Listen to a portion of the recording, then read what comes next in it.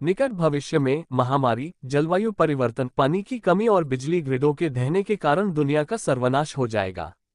Australia एक विशाल बंजर भूमि है, एक छोटे से समुदाय को छोड़कर, जिसे कई माताओं का हरा भरा स्थान कहा जाता है। फ्यूरियोसा अपने एक दोस्त के साथ आड़ू तोड़ रहा है, तभी अचानक उन्हें एक शोर सुनाई देता है। अपने दोस्त की आपत्तियों को नजरअंदाज करते हुए फ्यूरियोसा जांच करने जाती है और मोटरसाइकिल लुटेरों के एक समूह को खोजती है। वह उनकी एक बाइक से गैस पाइप काट देती है, लेकिन जब वह दूसरी बाइक काटने वाली होती है तो उसे टोजैम नामक एक बाइकर मिल जाता है। फ्यूरियोसा तुरंत अपने पैरों पर चाकू मारता है और ग्रामीणों को चेतावनी देने के लिए सीटी बजाते हुए भाग जाता है। दुर्भाग्य से बाइकर्स ने उसे पकड़ लिया और कोड़े का इस्तेमाल कर उसका अपहरण कर लिया। जल्द ही फ्यूरियोसा की मां मैरी और योद्धाओं का एक समूह अपने घोड़ों पर बाइकर्स का पीछा करना शुरू कर देता है। उन्होंने एक बाइक सवार को गोली मार दी और मैरी ने उसकी बाइक चुराने से पहले उसे अपने ब्लेड से मार डाला। इससे पहले कि मैरी फ्यूरियोसा को बचाने के लिए रवाना हो, गांव का नेता उसे बहुत सारा बारूद देता है और याद दिलाता है कि जो कोई भी अपने घर का स्थान जानता है उसे वहां रहना चाहिए। जल्द ही मैरी दूर से एक अन्य बाइकर को गोली मारकर मार देती है और अन्य दो व्यक्ति स्थिति का विश्लेषण करने के लिए रुकते हैं। जब उनका ध्यान भटकता है, फ्यूरियोसा एक और गैस पाइप काटता है। इसे भी तोड़ो। जब वे मैरी को आते देखते हैं तो बाइक सवार फिर से भाग जाते हैं और मैरी मौके का उपयोग करके गिरी हुई बाइक को अपनी चुराई हुई बाइक से ठीक कर लेती है ताकि उसके पास लंबे समय तक गैस रहे। पीछा जारी रहता है और आधी रात में आखिरकार एक बाइक की गैस खत्म हो जाती है। पुरुष इस बात पर झगड़ने लगते हैं कि क्या किया जाए, इसलिए फ्यूरियोसा मौके का फायदा उठाकर अपनी कलाइयों की रस्सियां काटती है और भाग जाती है। अफसोस की बात है कि बाइकर उसकी ओर बढ़ता है और उसकी पीठ पकड़ लेता है। सुबह में मैरी को पता चलता है कि वे बाइकर्स कैंप में पहुंच गए हैं और एक अन्य सवार को गोली मारने में सफल हो जाती हैं, जिससे फ्यूरियोसा के पास केवल टोजैम रह जाता है। वह अपने दोस्तों को बताता है कि उसे एक बहुतायत वाली जगह मिल गई है और जब वह फ्यूरियोसा को उनके नेता के पास ले जाने की कोशिश करता है तो वह उछल पड़ती है, उतर जाता है और टो को दुर्घटनाग्रस्त करने के लिए उसके अपने हथियार को पहिए में फेंक देता है। इसके बाद फ्यूरियोसा और गंभीर रूप से घायल टोजैम को नेता डिमेंस नामक सरदार से मिलने ले जाया जाता है। डिमेंस के सवालों का जवाब देने की कोशिश करते समय टोजैम की मृत्यु हो जाती है और फ्यूरियोसा उसे लात मारने की कोशिश करता है, इसलिए दूसरों को उसे वापस खींचना पड़ता है। चूंकि उसने उन्हें ये बताने से इनकार कर दिया कि उसका घर कहाँ है, डिमेंस ने हेरफेर के माध्यम से उसका विश्वास अर्जित करने की उम्मीद में उसे रखने और उसके साथ अच्छा व्यवहार करने का फैसला किया। शिविर के बाहर मैरी आने वाले रेतीले तूफान से बचते हुए गिरे हुए बाइकर से कवच ले लेती है। फिर वह शिविर में घुसपैठ करती है और लोगों को मारना शुरू कर देती है जब तक कि उसे फ्यूरियोसा का तंबू नहीं मिल जाता। वह दूसरे आदमी को मार डालती है, लेकिन फ्यूरियोसा की सफाई करने वाली महिला पर दया करती है, जो एक पीड़ित और एक मां होने का दावा करती है। हालांकि जब मैरी और फ्यूरियोसा चले जाते हैं तो महिला तुरंत अलार्म बजा देती है। एक गार्ड मैरी पर गोली चलाता है और उसकी पीठ में आग लगा देता है, इसलिए उसे अपने कपड़े छुड़ाने के लिए रुकना पड़ता है। वे जितनी जल्दी हो सके बाइक से भाग जाते हैं, लेकिन मैरी डिमेंस और उसके गिरोह को आते हुए सुन सकती है। वह फ्यूरियोसा को उसके बिना घर जाने के लिए कहती है और उसे बाद में बोने के लिए एक आड़ू का बीज देती है। फिर मैरी एक शॉट से एक सवार को नीचे गिरा देती है, हालांकि उसे जल्द ही घेर लिया जाता है और उस पर काबू पा लिया जाता है। हंगामा सुनकर फ्यूरियोसा वापस आता है और देखता है कि गिरोह मैरी को क्रूस जैसी संरचना पर लटका रहा है। उन्होंने उसे चोट पहुंचाई क्योंकि उन्होंने उससे पूछा कि वह कहां से है, लेकिन उसने अपने लोगों को धोखा देने से इनकार कर दिया। डिमेंस फ्यूरियोसा को यह देखने के लिए मजबूर करता है कि कैसे उसके आदमी मैरी के आंसुओं का स्वाद चखते हुए उसे मार डालते हैं। कुछ समय बाद फ्यूरियोसा को एक पिंजरे में रखा जाता है और डिमेंस उसे वह देखने के लिए मजबूर करता है जिसे उसके लोग मनोरंजन मानते हैं। अनुष्ठान में कौन शामिल होगा, ये तय करने के लिए वे एक दूसरे से बुरी तरह लड़ते हैं। फिर चुने हुए सवार बाइक पर सवार हो जाते हैं जो एक आदमी को टुकड़े टुकड़े करने के लिए जंजीर खींचते हैं।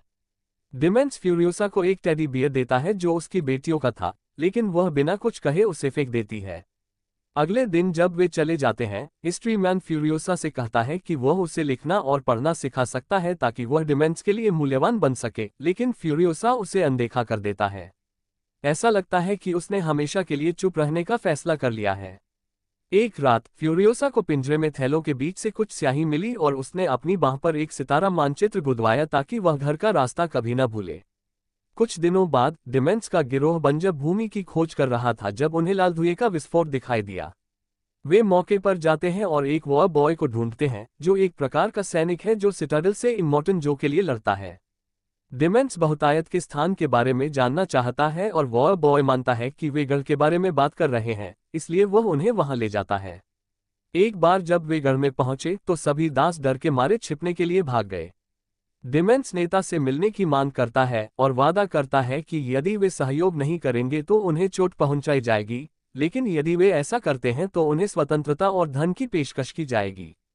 उसी समय नेता इमोर्टन जो प्रकट होता है और उसका सहायक डिमेंस से बातचीत जारी रखने के लिए एक वॉर बॉय चुनने के लिए कहता है। एक लड़के को चुना जाता है और वह पुल से कूदने से पहले, कुछ तारों पर फिसलकर गिरने से पहले और विस्फोट में मरने से पहले अपने दांतों को रंगता है। जो के सहायक बताते हैं कि सभी युद्ध लड़के जो के लिए मरने के लिए तैयार हैं और नेताओं के पीछे हटने के बाद लड़के डिमेंस के गिरोह पर हमला करते हैं। कई आदमी मारे जाते हैं और जंजीरों से बंधी कई बाइकें चोरी हो जाती हैं। फ्यूरियोसा का पिंजरा भी ले लिया गया है और दासों ने उसे और हिस्ट्री मैन का अपहरण करने के लिए इसे खोल दिया है। डिमेंस उन्हें बचाने के लिए दौड़ता है और समय रहते उन्हें उनकी पकड़ से दूर ले जाता है। अब डिमेंस के गिरोह के पास पीछे हटने के अलावा कोई विकल्प नहीं है। कुछ समय बाद डिमेंस और उसका समूह गेस्टाउन, जो कि दूसरा किला है, पहुंचे। बंजर भूमि। वे काफिलों में से किसी एक के शहर छोड़ने और उसे सड़क पर घेरने की प्रतीक्षा करते हैं। उनकी रक्षा करने वाले सभी लोगों को तुरंत मार डाला। फिर कुछ बाइकर्स खुद को वॉर बॉयज के रूप में प्रच्छन्न करते हैं और काफिले को वापस गेस्टाउन ले जाते हैं, जबकि डिमेंस और बाकी लोग उनका पीछा करते हैं, ये दिखाते हुए कि उन पर हमला हो रहा है। पहले तो द्वारपालों ने ये सोचकर कि कुछ गड़बड़ है, खोलने से इनकार कर दिया। डिमेंस ने इसे वास्तविक दिखाने के लिए अपने ही प्रच्छन्न लोगों को मारना शुरू करने का फैसला किया, इसलिए काफिले को बचाने के लिए द्वार खोल दिए गए। बाइकर्स को अंदर जाने की अनुमति नहीं है, लेकिन ट्रक में गिरोह के और भी सदस्य छिपे हुए हैं, इसलिए वे बाहर आते हैं और जल्दी से द्वारपालों को घेर लेते हैं, जिससे उन्हें गेट खोलने के लिए मजबूर होना पड़ता है। जल्द ही डिमेंस अपने योद्धाओं के साथ अंदर घुस जाता है और शहर पर कब्जा कर लेता है। कुछ क्षण बाद गेस्टाउन नेता की उंगली इमोर्टन जो को भेजी जाती है, जो एक बैठक आयोजित करने के लिए सहमत होता है। डिमेंस शहर के नेता के साथ दिखाई देता है, उसके निपल्स से जुड़े एक उपकरण से उसे चोट पहुंचाता है। नेता अपने भाई जो से दया की याचना करता है, हालांकि जो के बेटे हमला करते हैं और डिमेंस प्रतिशोध में उस व्यक्ति को मार देता है। इस प्रक्रिया में उसके निपल्स खो जाते हैं। फिर वह बताता है कि उसने पूरे गेस्टाउन में बम लगाए हैं और वह एकमात्र व्यक्ति है जो उन्हें सक्रिय या अक्षम करने के संयोजन को जानता है, इसलिए जब तक उसे आधिकारिक तौर पर गेस्टाउन नेता का नाम नहीं दिया जाता, वह शहर को उड़ा देगा।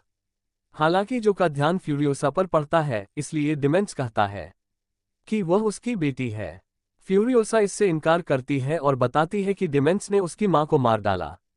अंत में इमोर्टन जो फ्यूरियोसा और एक बाइकर के बदले में डिमेंस को गेस्टाउन देने के लिए सहमत हो गया। डिमेंस को यह पसंद नहीं है, लेकिन वह सहमत हो जाता है और जाने से पहले अपना भालू वापस ले जाता है। बाद में जो ने घोषणा की कि फ्यूरियोसा उसकी एक और पत्नी होगी और उसे उसके हरम में रहने के लिए ले जाया गया है। अन्य महिलाएं अच्छी हैं, लेकिन फ्यूरियोसा को यह देखना होगा कि जो उन्हें अपने साथ रहने के लिए कैसे मजबूर करता है। एक दिन एक महिला एक बच्ची को जन्म देती है और जो पत्नी को निराश घोषित करता है क्योंकि वह केवल बेटे चाहता है। इस दौरान जो का बेटा फ्यूरियोसा के बालों को बार बार छूता रहता है, जिससे वह बाहर निकल जाती है। बाद में अकेले में फ्यूरियोसा ने खुलासा किया कि उसके पास अभी भी उसकी मां का आड़ू का बीज है।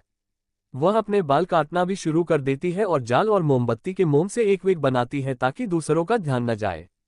अंततः जो का बेटा फ्यूरियोसा को अपने कमरे में ले जाता है और उसका फायदा उठाने का इरादा रखता है, लेकिन जब वह उसके बाल पकड़ता है तो फ्यूरियोसा विग छोड़कर भाग जाता है। जब फ्यूरियोसा कूदता है और पुल के नीचे छिप जाता है तो वह लड़का उसकी तलाश में आता है, लेकिन उसे उसके भाई द्वारा देखा जाता है। जो के साथ परेशानी से बचने के लिए वह विग फेंक देता है और लड़की को ढूंढे बिना चला जाता है। कुछ समय बाद फ्यूरियोसा खुद को एक लड़के के रूप में प्रकट करती है और चुप रहती है, इसलिए उसे एक अन्य कार्यकर्ता के रूप में स्वीकार किया जाता है। वह चढ़ने और कूदने में बहुत अच्छी है, इसलिए जल्द ही वह पुराने वाहनों को उठाने के लिए जंजीरों को संभालने वाले मैकेनिकों के बीच अपना स्थान बना लेती है। 15 साल बीत गए और फ्यूरियोसा को उसके मुंह खोने का नाटक करने और जो के प्रति वफादारी की रस्मों के साथ खिलवाड़ करने के कारण खोजा नहीं जा सका। एक दिन यांत्रिकी को एक नया शक्तिशाली युद्ध रिग बनाने के लिए कहा जाता है और वे इसे एक विशाल ड्रिल देते हैं जिसे बॉमी नौका के नाम से जाना जाता है। इस रिग को प्रेटोरियन जैक द्वारा संचालित किया जाएगा, जिसे अब तक सड़क पर सबसे अधिक सफलता मिली है। बहुत कड़ी मेहनत के बाद जैक अपनी पहली यात्रा पर निकलता है, तभी अचानक डिमेंस गिरोह के पूर्व सदस्यों के एक समूह ने उसे घेर लिया, जो दुष्ट हो गए हैं और उन्होंने अपना समूह बना लिया है। वे ऊपर से रिग पर हमला करने के लिए बाइक से जुड़े पैराशूट का उपयोग करते हैं। वॉर बॉयज एक एक करके मारे जाने लगते हैं और उनमें से कुछ इसे बचाने के उद्देश्य से रिग से गिर भी जाते हैं। जैक बस गाड़ी चलाता रहता है, बाइकर्स और वॉर बॉयज को समान रूप से कुचलता रहता है।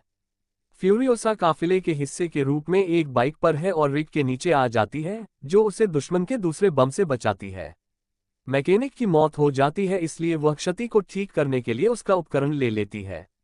जैसे ही दुश्मन रिग पर हमला करना जारी रखता है, वे उसके नीचे कुछ डायनामाइट छोड़ देते हैं, लेकिन फ्यूरियोसा बाइकर को लात मारकर दूर फेंक देता है और विस्फोटक को निष्क्रिय कर देता है। जल्द ही बाइकर्स रिग पर चढ़ना शुरू कर देते हैं। हालांकि फ्यूरियोसा समस्या को ठीक करने के बाद जैक तेजी से गाड़ी चला सकता है, कुछ दुश्मनों को हिला सकता है और वॉर बॉयज को दूसरों को मारने दे सकता है। दुर्भाग्य से वहां बहुत सारे बाइकर्स हैं और वॉर बॉयज एक एक करके मारे जाते हैं। वल्लाह तक पहुंचने के लिए जो के नाम पर किए गए सभी बलिदानों का उल्लेख नहीं किया गया है। जैसे ही एक ट्रक में विस्फोट होता है और रिग के सामने से टकराता है, इस हरकत से फ्यूरियोसा की टोपी छूट जाती है। वह मुश्किल स्थिति से बाहर आती है और जैक अंततः सच्चाई देख लेता है। अचानक बाइक सवार करीब आ गए, इसलिए फ्यूरियोसा और जैक ने उन्हें अपने वाहन से उतारने के लिए उन पर गोली चलानी शुरू कर दी। फिर फ्यूरियोसा पतंग पर सवार एक बाइक सवार को मारने के लिए एक यांत्रिक हाथ का उपयोग करती है और जब कोई दूसरा उड़ती हुई बाइक पर आता है तो वह उसके पैर पर तीर मार देती है। इसके बाद वह आखिरी वॉर बॉय को ड्रिल सक्रिय करने के लिए कहती है और हैच के पीछे छिप जाती है, क्योंकि आखिरी उड़ने वाला दुश्मन तब मारा जाता है जब ड्रिल उसे अंदर खींच लेती है। मरने से पहले वह एक आखिरी गोली मारता है, गोली जो शेष युद्ध लड़के को मार देती है। बाद में फ्यूरियोसा ने जैक को बंदूक से धमकाया और उसे काम बंद करने के लिए कहा। जैक उसे धक्का देता है और चला जाता है, लेकिन कुछ मिनट बाद पैदल ही वापस लौटता है। वह कहता है कि उसने सब कुछ खो दिया है और उसके साथ दोबारा शुरुआत करने की पेशकश करता है और समझाता है कि वह एक अच्छी योद्धा है, इसलिए उसे उसके लिंग की परवाह नहीं है। जब जैक उसे सड़क पर जीवित रहने के बारे में सब कुछ सिखाने का वादा करता है, तो फ्यूरियोसा उसके साथ टीम बनाने के लिए सहमत हो जाता है। तब से फ्यूरियोसा जैक का दाहिना हाथ बन जाता है और वे जो के रन बनाते हुए एक साथ यात्रा करते हैं। एक दिन वे गैसटाउन में ईंधन के लिए रुकते हैं और उन्हें पता चलता है कि जगह खत्म हो रही है, क्योंकि डिमेंस एक भयानक नेता है और वहां लगभग कोई आपूर्ति नहीं बची है। डिमेंस फ्यूरियोसा को देखता है, लेकिन बड़ी होने के कारण उसे पहचान नहीं पाता है। वह सरदारों के बीच एक बैठक चाहता है और जैक जो को संदेश देने के लिए सहमत है, लेकिन उनके जाने से पहले नागरिक दंगा करना शुरू कर देते हैं। जैक का समूह फ्यूरियोसा को गाड़ी में बिठाकर तुरंत भाग जाता है, जबकि जैक किसी भी व्यक्ति को गोली मार देता है जो बहुत करीब आता है। मामला बढ़ने से पहले वे गेट पार करने में सफल हो जाते हैं, लेकिन फ्यूरियोसा के कंधे ने ऐसा कर लिया। छुरा घोंपा गया। जैक तुरंत सौम्यता से इसका ख्याल रखता है। जब वे घर में लौटे, वे डिमेंस का संदेश प्रसारित करते हैं। जो के सहायक और बेटे इस बात पर बहस करते हैं कि क्या करना चाहिए और जो जैक को बुलेट फार्म से सभी हथियार लाने का आदेश देता है। बाद में अकेले में जैक ने फ्यूरियोसा के घाव पर टांके लगाए और उसके माता पिता की मृत्यु कैसे हुई, ये बताते हुए उसके टैटू के बारे में पूछा। वह उसे बहुतायत का स्थान ढूंढने में मदद करना चाहता है और फ्यूरियोसा उसे बीज दिखाती है और उसे अपने साथ आने के लिए कहती है। अगले दिन वे बुलेट फॉर्म के लिए रवाना होते हैं और जैक फ्यूरियोसा को रिग के बजाय गार्ड ट्रकों में से एक को चलाने देता है। जब वे पहुंचे तो उन्हें पता चला कि डिमेंस और उसके लोग पहले वहां पहुंचे थे। जैक पहले एक संकेत करता है, दुश्मन हमला करता है और फ्यूरियोसा तुरंत गेट से वापस चला जाता है, लेकिन दूसरा ट्रक कुचल जाता है और रिग अंदर फंस जाता है। जैक लोगों पर गोली चलाना शुरू कर देता है, जबकि फ्यूरियोसा द्वारपाल को मार देती है और गेट पर गोली चलाकर अपने दोस्त की मदद करती है। फ्यूरियोसा को देखने के बाद जैक रिग पर वापस आ जाता है और गेट से टकराता है, इसलिए फ्यूरियोसा उसका इंतजार करने के लिए ट्रक की ओर भागता है। उसके साथ शामिल होने के बजाय जैक ने सुदृढ़ीकरण के लिए एक हरे धुएं वाला बम दागा और ड्रिल को सक्रिय करते हुए दुश्मनों को कुचलने के लिए आगे बढ़ा। निराश होकर फ्यूरियोसा गाड़ी भगाने की कोशिश करती है, लेकिन उसे बुरा लगता है और वह वापस चली जाती है, एक स्नाइपर के रूप में खेत में घुस जाती है।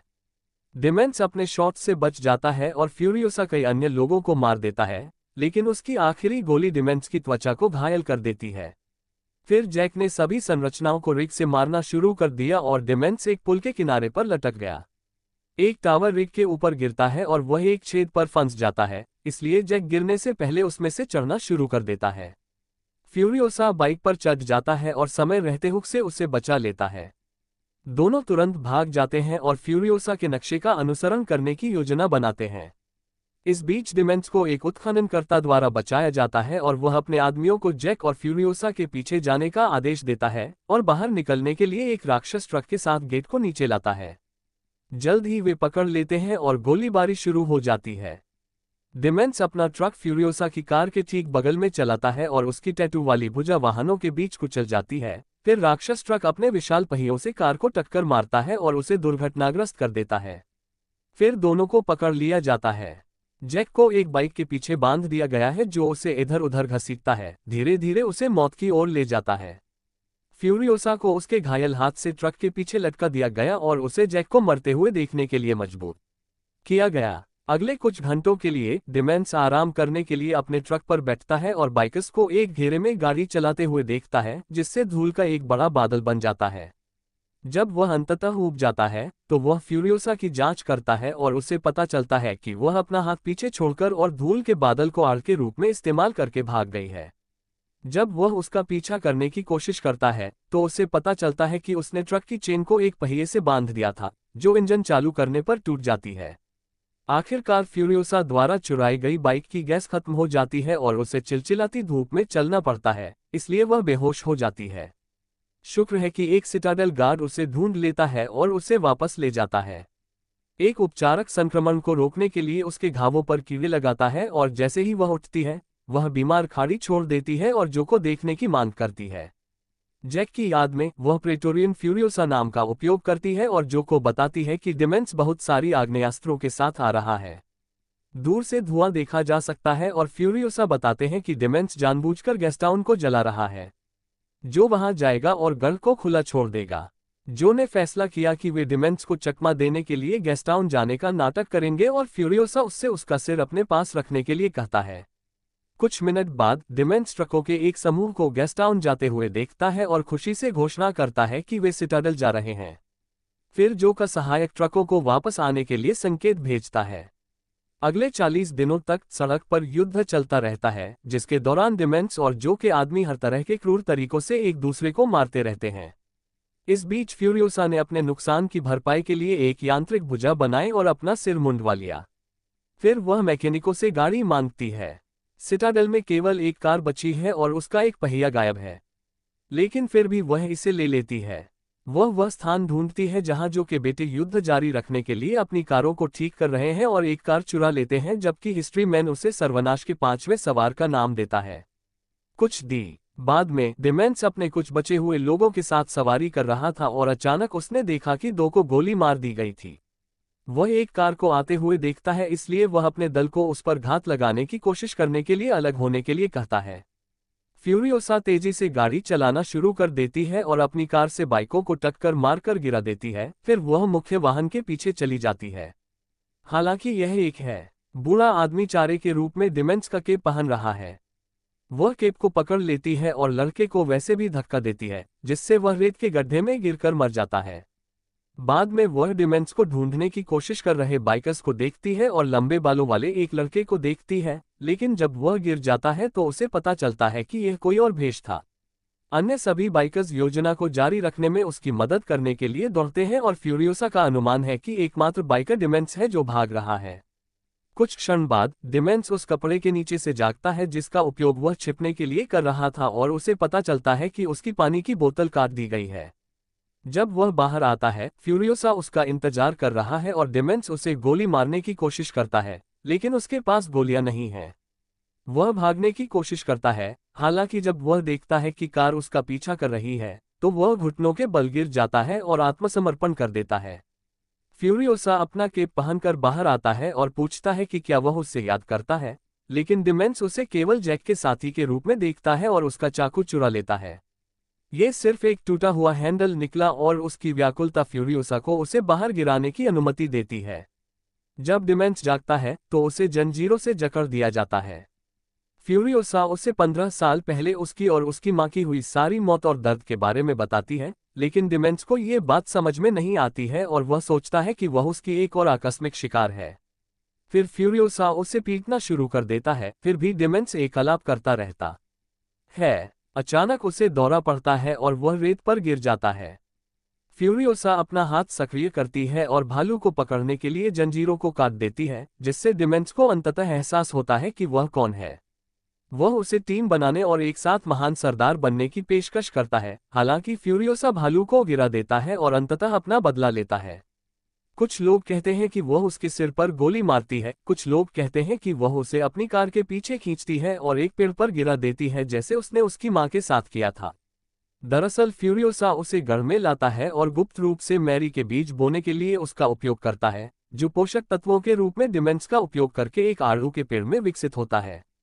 एक बार जब उनके पास फल होते हैं तो वह जो कि पत्नियों को एक ट्रक में भागने में मदद करती है, जो पिछली फिल्म फ्यूरी रोड को ट्रिगर करती है।